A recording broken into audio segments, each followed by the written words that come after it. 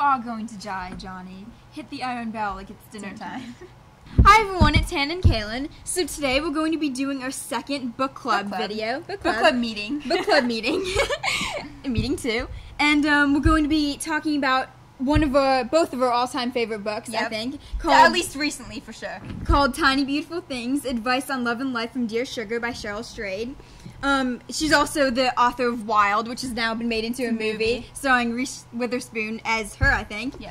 And it's like a memoir turned into a movie, which is kind of interesting. I definitely want to see it. But I'm definitely going to read it first. Yeah, I'm going to read it first. Always read it first and then watch it, but it looks really good. It looks like a good movie. And it's based on her life. And so, I mean, there must be some place. She's a pretty inspiring person from what I see. She gets all this wisdom from somewhere, so I think that a memoir would definitely be interesting.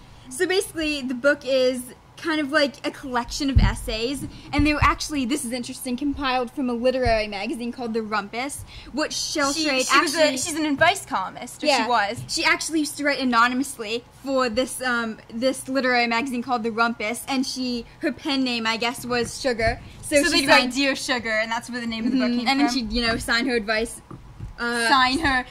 Yours, Sugar. Yours, Sugar. They all end with Yours, Sugar. So actually, it's kind of interesting, the way that I found this book. I hadn't heard about it until we actually follow Amanda Seyfried on Instagram, and she posted a picture, and it was a picture of like one of the pages, and it was one of the pages that says, "We're all going to die, Johnny. Hit the iron bell like it's dinner time." It's one of the best. And I just thought, I don't know, I had some sort of reaction to that sentence. It was kind of like.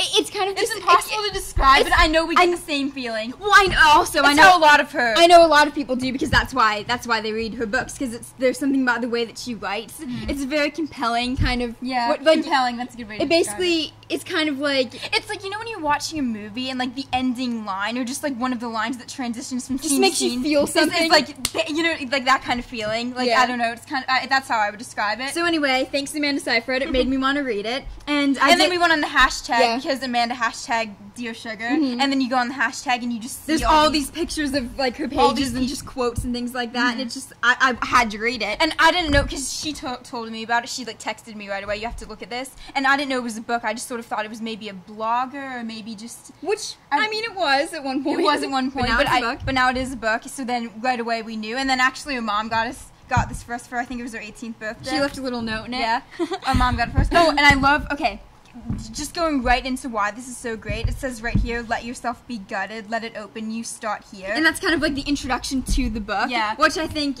it's kind of like, reading the book is kind of like an emotional journey, I guess. And so that's kind of what they're referring to. And her use of her use of let yourself be gutted is like the best way I can describe why Cheryl Strayed is so much better than most advice columnists, if you even want to call her that now. She's kind of like an artist, really, and definitely an author and a writer.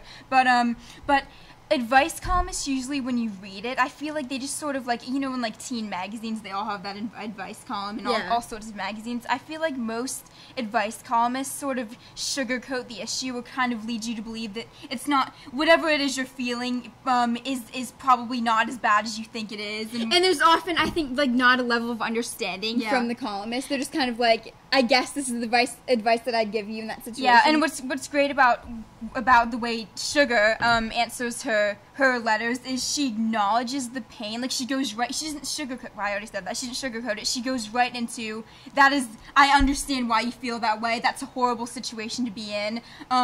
There's nothing I can say to make that better. She'll say that, but then really, I think that a lot of people clearly do feel better when they read her things. But basically, she doesn't gloss over it. She just immediately says, this is an issue. I can't solve your problem, but I can tell you, I think the common theme of everything is I can tell you that your problem is valid, but you are more human because you had to face it, and you're going to become more you. You're going to learn a lot from it, and basically just that this is a problem that you're having. It might not go away tomorrow. It might not go away next year. It might never go away, but you're going to get through it somehow, and it's going to teach you something. And maybe, I know when I read this, reading about all these people and all the things that they've been through, it makes you the way she answers it's to the point that you can kind of imagine the way Sugar would answer any one of your problems. She's very straightforward about it, but in a way with a level of understanding. She has a level of understanding while still being straightforward.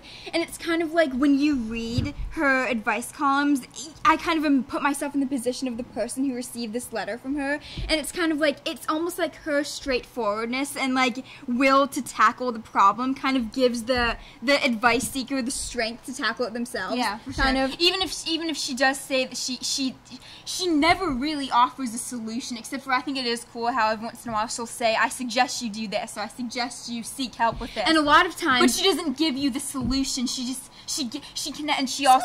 Okay, sometimes she gives you a solution. Like, I recommend that you call. Right, that's what I'm saying. But more than that, it's just she'll connect. A lot of times she'll tell a story of something that happened in her own life. Oh, I love this. She'll tell a story about something from her own life that kind of reminded her of the letter that she received. And it's kind of like, this is something to think about. I don't know what you want to do with. I love. I don't know what you want to do with it. I don't know what you want to do with this information. But it reminded me of your situation, and this is something that I've been through, something that I know, someone that I know's been through, and it's something to think about. And this is how their situation played out. And do you ever read it and you just feel relief for the person? Like, yeah. Like, sometimes I sit like, there, I would love to hear this if I was the person in the situation. Like, I'll have, like, an emotional response to it, and I'll just imagine the person that at some point they received a letter in the mail, just with her acknowledging their exact situation. And I feel like what's great about this book and why it's a national bestseller is because people read this and they don't feel like they have to write to her with their specific problems because they kind of know the way she'd handle it. And another thing is, her advice that she gives is oftentimes so broad. Even if you can't relate to the person's specific situation, you can still kind of get something out of what she's saying because it's just broad. Yeah. It's like it's general life advice at times. Right. And you can just you can tie back any situation to something because, I mean, she covers a lot of areas in this book. Yeah, it's love and life. Love and that's life. A lot. That is everything. That's everything. That's literally everything.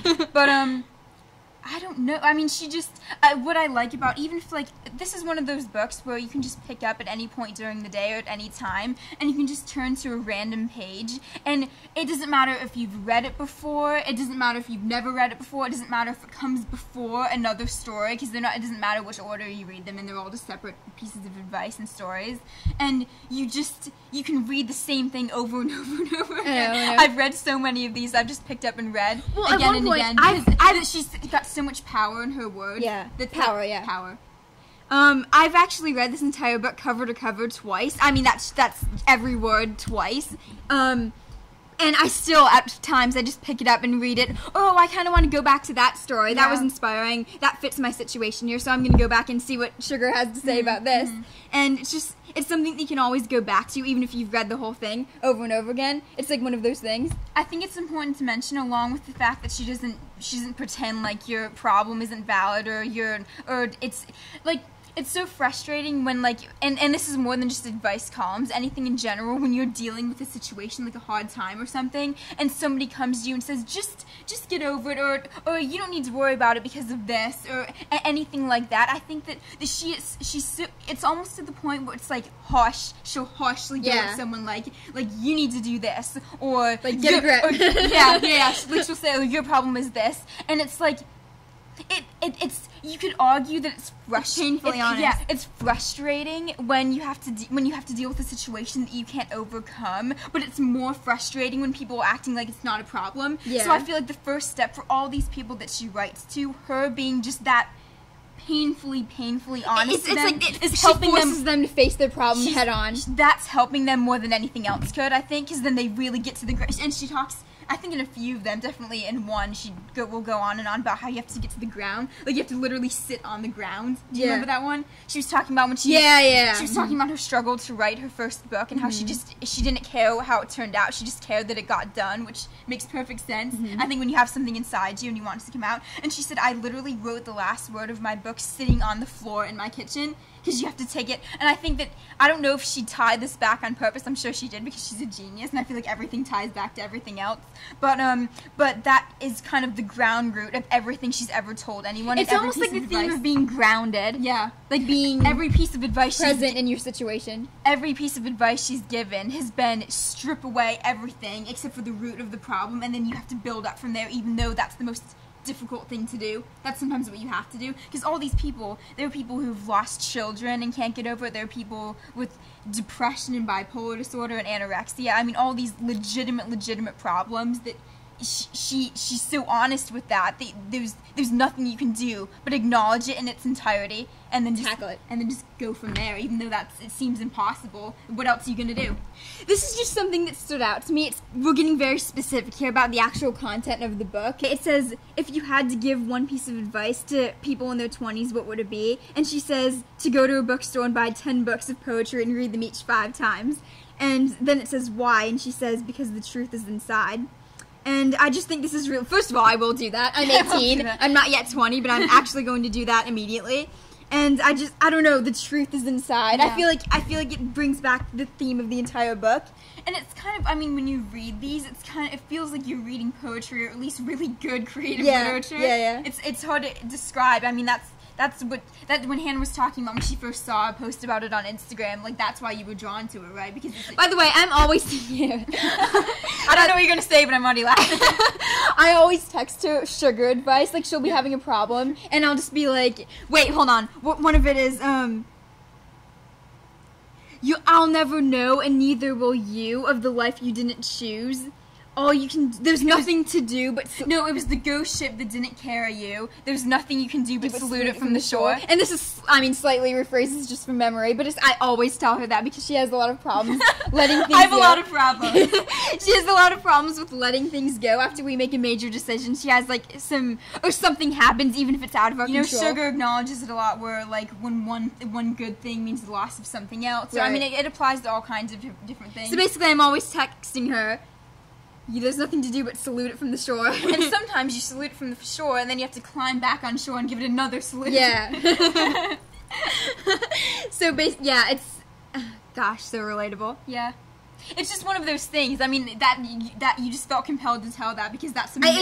It really stands out to me. That's especially, I mean, we're 18, we're going off to college soon, there's a lot of life changes. Exactly. A lot of when you make a decision, or even if it's out of your control, when somebody you don't know what could have been. You don't know what could have been worse, you don't know what could have been better, and you don't know how great that decision could be yet. You're just in the dark entirely. And so, I mean, I would say that's something that she talks about in the book, but that's something that isn't underlying every situation. That applies to anything. It's like a life theme. Yeah, that applies to anything. Let me find another part, hang on. Okay. The best part, I have to say, every single time I read one of these, I could be completely, I mean, all of these are relatable in some way, but some of them are extremely just different than your own situation. But the best part, I would say, about every single one of these is do you know what I'm saying when I refer to the end line? Before your sugar. Yeah. She closes very powerfully. Her closings are unmatched. I mean, it's impossible to describe. And then I can't believe I didn't bookmark this. Now I have to actually find it. It's the one about the English major. Oh, yeah. That was at the beginning. Why don't you find it? Oh, my God. So I think this is my favorite essay in the book. Somebody wrote in saying, it's called The Future Has an Ancient Heart. And somebody wrote in basically saying that they're an English major in college, and a lot of people question them, like relatives and things question them, well, what are you going to do with an English major? What are you going to do actually with your life as a career as an English major? Because, obviously writing is a really hard career to have, and that's, I think, the goal. To make a living in. To make a living in. And I think that's the goal, and that's what she was saying here, that's the goal of a lot of English majors. Sugar responds by saying, there's a line by the Italian writer Carlo Levi that I think is apt here. The future has an ancient heart. I love it because it expresses with such grace and economy what is certainly true, that who we become is born of who we most primitively are, though we both know and cannot possibly know what it is we've yet to manifest in our lives. So, I just think that's really, well, how do you interpret that? Well, okay, first of all, we're journalism majors. Right. We're going to college soon, and we're journalism majors, which is very similar, I think, to English majors. It's kind of a field where nothing's guaranteed. Right. You're not guaranteed a career. Nothing's guaranteed in any field, but... especially, writing majors. Anything in the arts, I guess. In the arts, I guess, yeah. And basically how I interpret it is kind of basically just what she says, that you don't ever really have to worry about your future, even though it may seem kind of... You don't know what's going to happen. It may seem, what's the word I'm looking for? I don't know. Mysterious, you don't know what's going to happen. But the future has an ancient heart, meaning your future has always been what's right for you. It was always going to be. Your future knows more than you do. Your future knows more than you do, and your future isn't worried. Your future is determined by your past. So even if what you're going into may seem uncertain, That's a big word. Uncertain. Yeah, well, I don't know. I couldn't think of it for some reason. It may seem like uncertain and scary. It's determined by what you've already done in your past, so it's not as random as you think it is. And I just think that's really. Anyone can be inspired by that. Yeah, very inspiring. Because anybody, especially, in their teens, is kind of worried about the future a little bit. And I just think that's really good to hear. Applicable. Apt here. Apt. This is my favorite This one. is what we already mentioned, but Yeah. we found the exact quote. Yes. My favorite one, I would say, is called The Ghost Ship That Didn't Carry Us. And the letter is this man who's, I think, in his 40s. And he says over and over again that he's so content with his life now. He loves that he can just pick up and travel whenever he wants to. He doesn't have to take care of a kid. He's not tied down by a family. Right, and and a kid, especially. That's his whole concern. And he writes and says, I don't want to have a baby now. My wife sort of feels the same way. I don't want to have a baby just because I feel like I might regret it later because you don't know. And Sugar basically goes on to say about, like, decision making. She gives him tips. She says to, like, evaluate your life as it is now. She even said, I think, to make, like, a pro and con list. Yeah, she said to create all these lists, just decide. She says you're at an advantage because you say you'll most likely be happy either way. And then this is the closing few lines. And this is more applicable than just a father trying to decide if he wants... this is like everybody can relate to this. This is anybody. I'll never know, and neither will you, of the life you don't choose. We'll only know that whatever that sister life was, it was important and beautiful and not ours. It was the ghost ship that didn't carry us. There's nothing to do but salute it from the shore. Yours, Sugar. I'm so obsessed with that, honestly. I text that to her every other day, at least. Also, I text her a lot. You're not thinking clearly on this. Where is that? I don't remember what that one is. It was somebody who felt like because their family has a history of cancer, they were automatically going to get I read cancer. that again this morning. I reread that this morning. Well, okay, when we were gathering notes and points to hit about this, we basically reread the entire book because we just got sucked into every story that we read. I'll just open it up and I'll be like, I'm just going to read this one because I do that all the time because that's what's great about this book. You could do that. And then I'll just start reading. Like, I'll start here and then I'll read to the end. And then I'll start here and then I'll read to the end again. Like, it's so insane. But yeah, one of them. This book. She goes, you're not thinking clearly on this. And she says, okay, last point, because I think that we need to wrap this up. We could talk about this for like the next 10 years. That's the problem. That's why we need, this is so important. We need to draw our lines here. We should just do this every week and only talk about about this book. Okay, we're reading Wild next. Yes. That's what we're going to talk about. Maybe not next. That's definitely in our future. It's coming up. That's coming up. So I love how one person wrote and he said that he lost his son in a freak car accident, as in, like, it was like that, like it impossibly precise and just like hard to explain, and just he was really struggling with it. And he writes in his letter, actually his letter wasn't in letter form. He said that he didn't really know how to put his thoughts into a letter because he was so all over the place and so just distraught still. So he kind of did it in points. He did like number 1 and then he'd say something, and number 2, and it was kind of all over the place. And he said one of his points was, I don't know that you're going to feel like you have the right to answer this because you've never lost a son or you've never lost a child. And I just love how she immediately goes into that, just not even acknowledging that. I think she acknowledged it, but she didn't ever. She can tell that she doesn't feel like she can't touch on something that's touchy or that's hard to mention, or that some people might be scared to, because a lot of times when something happens and then nobody wants to talk about it because they don't know what to say. You can tell she's just the opposite of that. She knows, she's so confident in the advice she has to give and the wisdom she has to give that she'll just talk about anything, and to her it's all the same, no matter how shallow it is, and none of these are shallow, but versus how just horrendous the situation is. It's all the same to her. She has the same advice to offer. Not the same advice, but the same sort of thing. She has the same... By the way, did you know there was a Dear Sugar radio broadcast now? Really? Yeah. What do you mean? Like, she has a I was on Cheryl Strayed's Twitter account last night, and there's like a Dear Sugar radio broadcast. You mean like she sits there and answers... She answers questions on the radio broadcast.